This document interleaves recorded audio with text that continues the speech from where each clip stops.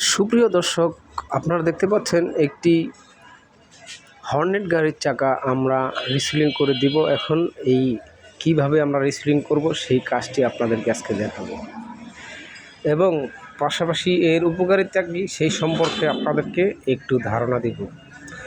আসলে এই রিসিলিংটা সত্যিকারের অর্থে আপনাকে স্লিপ থেকে বাঁচাবে এবং কোনো ধরনের স্কেটিং করবে না। এই রিসিলিংটি আসলে মূলত সত্যিকারের রিসিলিং এবং এটা সত্যিই বাস্তব।